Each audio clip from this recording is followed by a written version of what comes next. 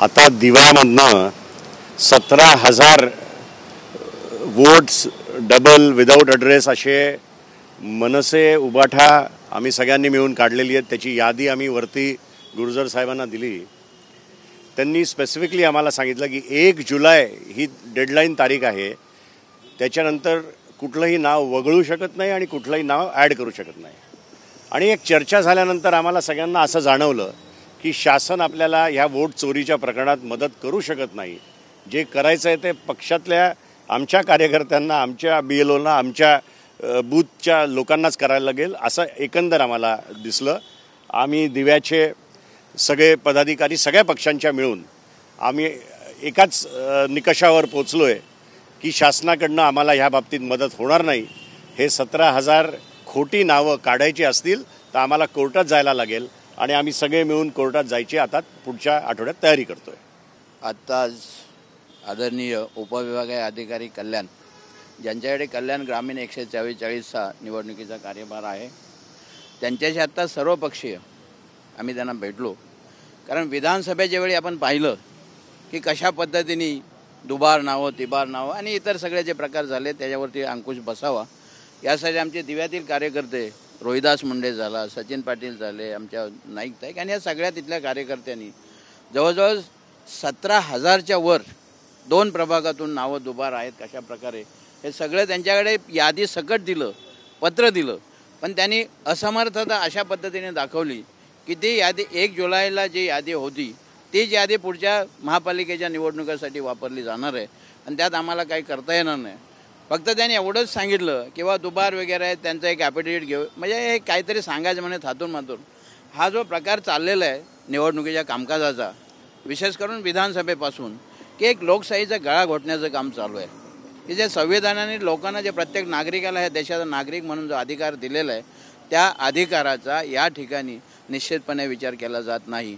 आत्ताच आपले राष्ट्रवादीचे अध्यक्ष त्यांनी जे सांगितलं की त्यामुळं की आणि शेवटी यांना असं एक हे असे गृहीत धरून चाललेत की आम्ही काही करावं, पण शेवटी याला एक मार्ग आहे. त्यांनी सांगितल्याप्रमाणे आम्हाला कोर्टात जावं लागणार आणि दुसरं मार्ग आम्ही आमच्या पद्धतीने जे आमचे पक्षप्रमुख, म्हणजे सर्व पक्षाचे पक्षप्रमुख जे आदेश देतील त्या पद्धतीने आम्ही पुढची स्टेप कशा पद्धतीने उचलायची त्याच्यावर निश्चितपणे विचार करू. पण कोणत्याही परिस्थितीत ह्यांनी कितीही काळे उद्योग करायचे प्रयत्न केला तरी स्थानिक स्वराज्य संस्था ह्यांना कुठेच कोणताही काळ्या उद्योग करायला आम्ही संधी देणार नाही. ते शासनाच्या पद्धतीने, निवडणूक आयोग त्यांच्या पद्धतीने बघेल, पण आम्ही आमच्याही पद्धतीने बघू एवढाच इशारा देतो. दुसरं याच्यात एकच आणखीन गोष्ट सांगतो की आम्ही जेव्हा वरती गेलो तर आमच्याबरोबर BJPचे पण प्रतिनिधी होते. म्हणजे ह्याच्यावरनं तुम्हाला हे पण कळलं की दिव्यामध्ये ही नावं कोणी टाकून घेतलेली आहेत. बाकी काय मला बोलायची गरज नाही. बघा, आम्ही लोकशाही मार्गाने काम करतोय. आम्हाला न्याय हा लोकशाहीने हवा आहे. पण जर आम्हाला लोकशाही मार्गाने जर आम्हाला न्याय मिळत नसेल तर ज्याप्रमाणे उद्धव साहेबांनी, राजसाहेब म्हणालेत की यावेळी हात जोडून नाही तर हात सोडून आपल्याला काम करावं लागेल, तर याची प्रचिती नक्कीच या निवडणुकीत तुम्हाला प्रत्येक बूथवर दिसेल. कारण लोकशाही मार्गाने जर निवडणुका करायच्या असतील तर ही दुबार नावं निघाली पाहिजेत. लोकशाहीचा कुठेही गळा घोटण्याचं काम या सरकारने करू नये अशी आमची विनंती आहे. पण या दुबार नावं किंवा बोगस नावं भरून हे सरकार सत्तेवर येते आणि सत्तेचा माज जर ते दाखवत असतील तर हा माज नक्कीच जनता यावेळी त्यांचा उतरवल्याशिवाय राहणार नाही. निवडणूक आयोग हे आम्हाला एकदम उदासीन वाटलं.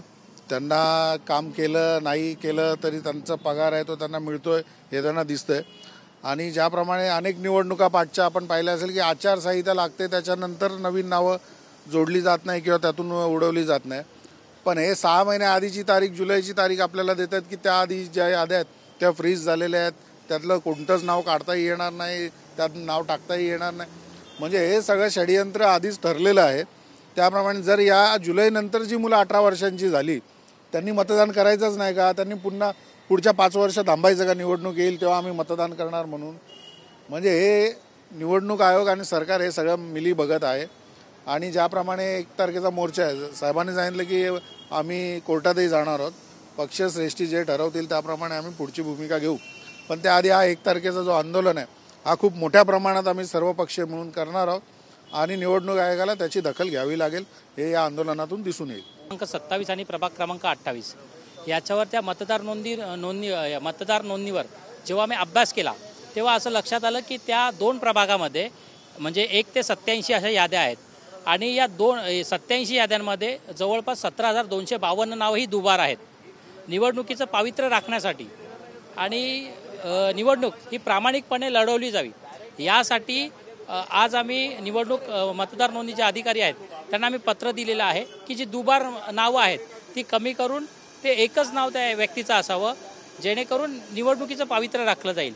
म्हणजे आता याच्यामध्ये असा घोळ आहे की एका व्यक्तीचे 2 ते 3 इपिक नंबर क्रिएट केलेले आहेत आणि एका व्यक्तीचं नाव जर समजा 1 नंबर यादीत असेल तर त्याच व्यक्तीचं नाव 8 नंबर यादीत आहे आणि 32 नंबर यादीत आहे. म्हणजे एक माणूस हा 3 वेळा मतदान करतो. तर हे पावित्र्य राखण्यासाठी आणि ही निवडणुका या प्रामाणिकपणे पार पाडण्यासाठी आज आम्ही या मतदार नोंदणी अधिकाऱ्याला पत्र दिलेलं आहे. भारतीय जनता पार्टी पक्ष हा सत्तेमध्ये देखील आहे, केंद्रात पण आहे, राज्यात पण आहे. मागील अनेक महिन्यांपासून विरोधक आरोप करतायत की मतं चोरी झालेली आहे, वोट चोरी झालेली आहे आणि आता तुम्ही देखील आरोप करते की दुबार नावं आहे. हां, जो ह्यांच्याकडून ज्या चुक्या झालेल्या आहेत दुबार नावं जी आहेत ती प्रामाणिकपणे कमी करण्यासाठी आम्ही अर्ज दिलेला आहे.